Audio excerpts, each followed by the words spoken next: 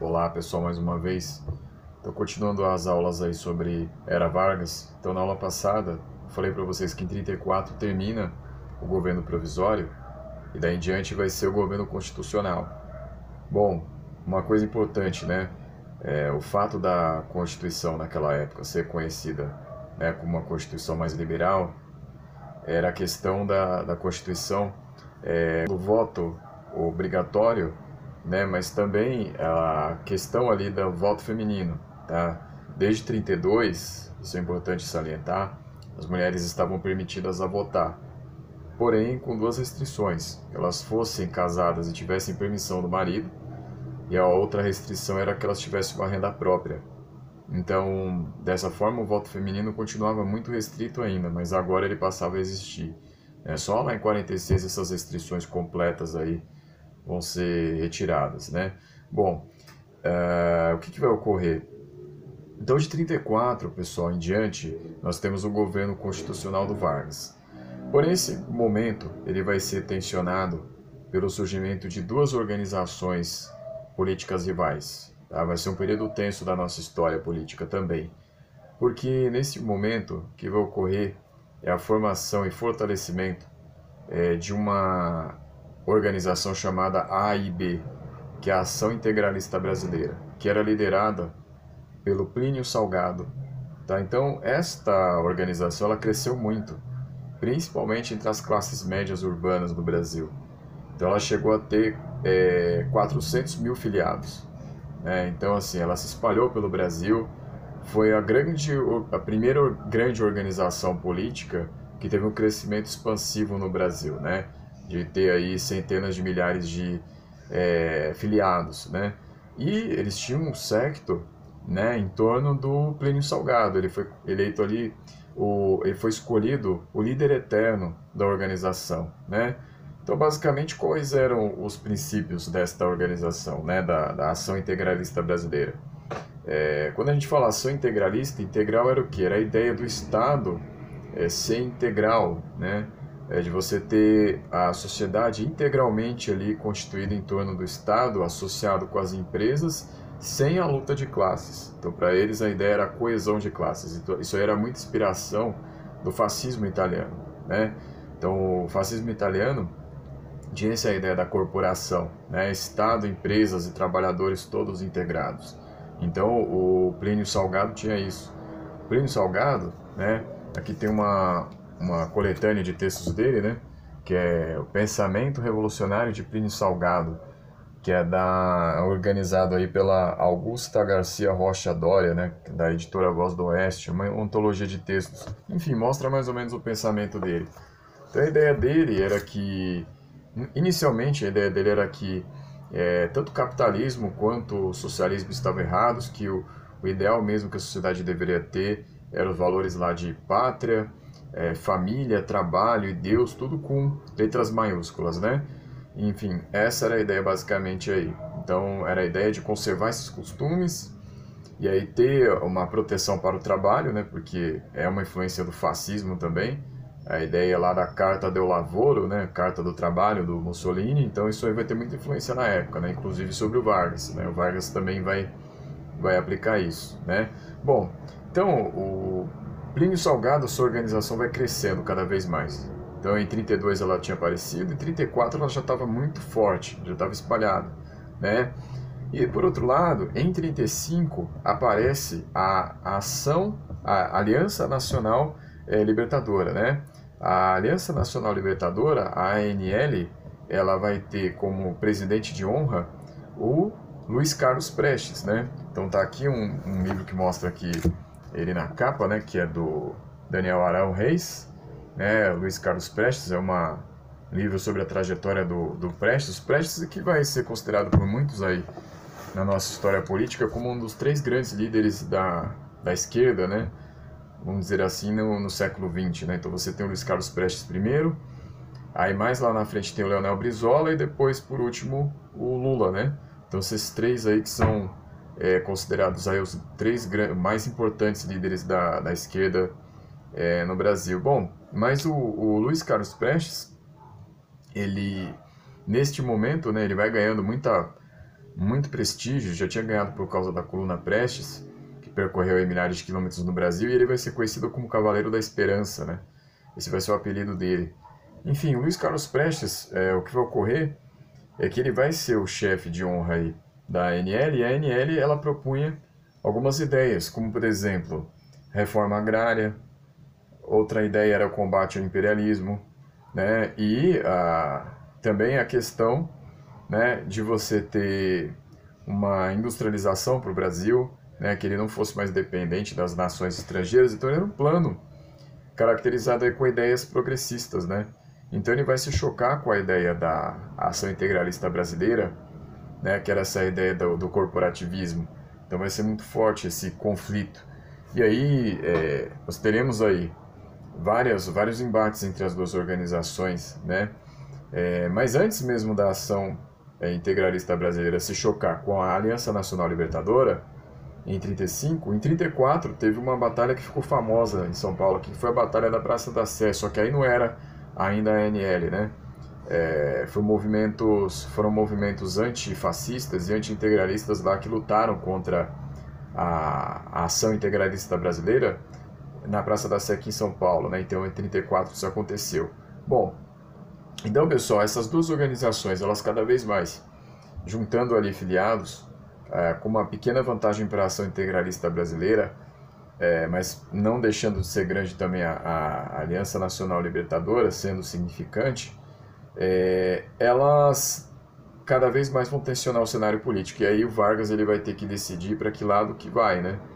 Ou se não vai para lado nenhum, vai continuar, né, mantendo a sua posição. E aí o que vai ocorrer, pessoal, é que em 35 vão acontecer revoltas em 3 estados brasileiros. Então vão acontecer revoltas em Pernambuco, e também no Rio Grande do Norte e no Rio de Janeiro.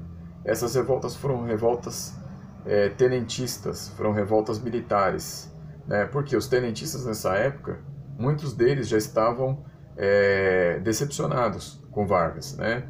Porque eles tinham, muitos deles ali ganham prestígio com a chegada ao poder em 1930, que é aquilo que alguns chamam de revolução, mas muitos deles agora estavam ali desenganados, né? Eles estavam ali desiludidos com o governo do Vargas.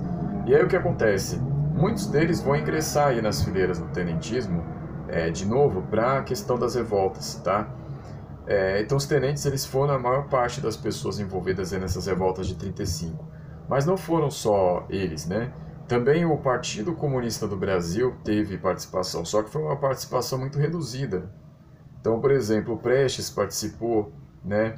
A Olga Benário participou, a Olga Benário que foi uma militante comunista vinda de fora do país, né? Uma militante aí que veio como uma enviada da Internacional Comunista para cá, né? Enfim, e aí se montou uma equipe aqui no Brasil, né? Mas só que assim, era uma equipe muito reduzida. Os comunistas eles não tinham tanta adesão, né? Então a revolta ela partiu mais dos militares mesmo. Só que acontece, nós temos aí as revoltas lá no Rio Grande do Norte, que foi onde durou um pouco mais, né?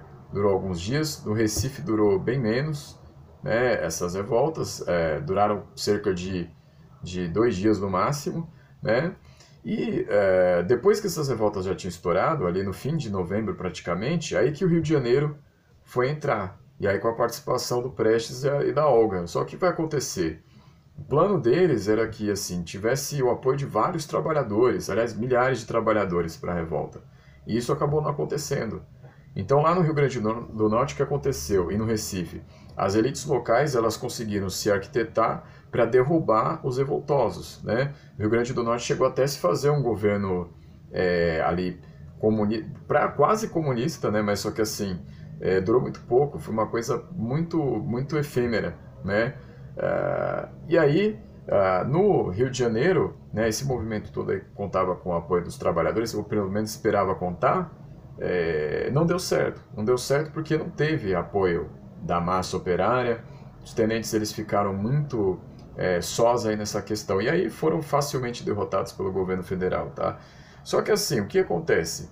o governo federal vai usar isso assim à vontade agora para dizer, olha, Moscou estava planejando um golpe contra o Brasil, né? Moscou estava por trás desses movimentos. Então, nós precisamos declarar o estado de sítio no Brasil. E aí é o que o Vargas vai declarar, o estado de sítio, ou seja, ele vai suspender a Constituição momentaneamente para poder caçar esses envolvidos. E aí o que vai acontecer é que mais de 2.000 pessoas vão ser presas, né? Juntando aí Pernambuco, Rio Grande do Norte e Rio de Janeiro. Até vai ter um navio do Lloyd brasileiro. O Lloyd brasileiro é uma organização que não existe mais, que é uma organização, era uma organização estatal, que cuidava de negócios marítimos. Vai ser separado um navio para servir de prisão lá no Rio de Janeiro, no litoral, né? Então, assim, vão ser lotados aí os compartimentos desse navio com pessoas ligadas a esses movimentos.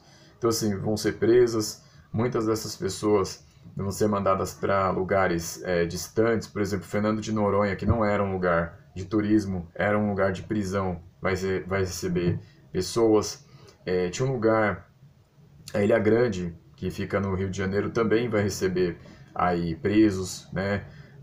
E lá na região amazônica vai ter um lugar chamado Clevelândia, né? Clevelândia que vai receber também prisioneiros. Aliás, esses lugares já recebiam prisioneiros antes, né? Prisioneiros comunistas, anarquistas, imigrantes em geral, espanhóis, italianos, eram levados para esses lugares já bem antes de 35, né? Então, por exemplo, se a gente pegar as memórias dos comunistas, eles já relatam isso, né? Então, enfim, Otávio Brandão foi uma dessas pessoas, Leôncio Basbaum, enfim, foram militantes comunistas aí da época. Enfim, pessoal, então isso tudo aí dá força. A ação integralista brasileira do Plínio Salgado vai se sentir fortalecida aí com a derrota dos movimentos aí de 35, e aí a direita brasileira vai chamar esse movimento todo de 35 de intentona comunista, e é o que ficou nos livros até hoje, né? Apesar de ter a maior participação ali de tenentistas, ficou como um movimento da intentona comunista, tá? Então foi isso que aconteceu aí. Bom, só que é o seguinte, o Vargas não vai parar por aí no estado de sítio. 2 anos depois, e com os processos rolando aí, em 36 ele prende o Prestes, né? O Prestes, aqui o Luiz Carlos Prestes vai ser preso, né? E vai acontecer, pessoal, de vários processos aí contra pessoas dos tenentistas, né, que poderiam ser os possíveis chefes ali do movimento, vão ser processadas, né? Vai ter um tribunal para isso. E aí em 37, o que Vargas vai fazer? Ele vai se valer de todo esse movimento de 35 aí que ele vai inflar, que era interessante para os objetivos dele, inflar todo esse movimento, dar uma proporção maior do que ele tinha, para quê? Para poder tomar algumas ações as quais ele poderia justificar, porque aí em 37 o que ele vai dizer? Olha, tem um novo plano dos comunistas para tomar o poder no Brasil, é o plano Cohen. Então, para combater esse plano Cohen, não dá mais para eu manter a política aí da Constituição de 34, eu preciso suspender essa Constituição. E eu preciso fazer um novo Estado no Brasil. Vai ser o Estado Novo. Então, com o Estado Novo, nós estaremos protegidos contra o golpe dos comunistas. Então, em 37, pessoal, tem o plano Cohen, que depois se descobriu que foi um plano forjado pelo próprio Vargas, tá? Então, foi um plano falso, mas falou para as pessoas que foi um plano dos comunistas. E aí, dessa forma, Vargas dá um golpe, um novo golpe de Estado em 1937, estabelece o Estado Novo. Então, a partir daí, pessoal, vai se iniciar uma nova fase do governo Vargas no Brasil, tá? Que vai ser, então, a fase do Estado Novo, que era completamente inspirado aí nos ideais fascistas, tá? Lá do Mussolini. Então, o Vargas vai chegar à conclusão para ele ali que não era nem mais liberalismo, né, e nem socialismo poderia ter no Brasil, nem comunismo. Que deveria ter era algo além dessas coisas, algo que não seguisse esses padrões, que seria então um Estado novo, né? Então essa era a ideia. Então é um Estado proto-fascista, mas não é fascista completamente, né? Mas segue o caminho, tá? Então assim o Vargas estabelece isso. E como que vai ficar a ação integralista do Plínio Salgado? Bom, em 1938 ela também vai ser proibida, né? Então, interessante, em 37 eles apoiaram o golpe do Estado Novo, né, apoiaram que o Vargas fizesse isso, porque ele estava diminuindo o poder dos comunistas, né, e dos tenentes, só que eles também vão perder a sua influência, né, em 38 eles também vão ser proibidos, né, de atuar. Então essa foi a situação. Então apoiaram o golpe de Estado e depois acabaram sendo caçados pelo próprio golpe de Estado. Então foi essa a situação da ação integralista brasileira. Bom, então, pessoal, é interessante ali que nas brigas entre a ANL e a Ação Integralista Brasileira, o apelido da Ação Integralista Brasileira era Galinhas Verdes, né? Então, quando eles tinham lá os conflitos entre si, em 35 foram vários, né? A Ação Integralista ia fazer um comício, a ANL chegava lá para ir contra. Aí era mesmo, aí vice-versa, né? Quando a ANL fazia um comício, a Ação Integralista Brasileira agia para parar o comício. Então foi uma época muito tensa no Brasil, tá, pessoal? Então basicamente era isso. Então 37, iniciada a fase nova, ditadura no Brasil agora com o Estado Novo do Vargas. Próxima aula eu continuo. Obrigado.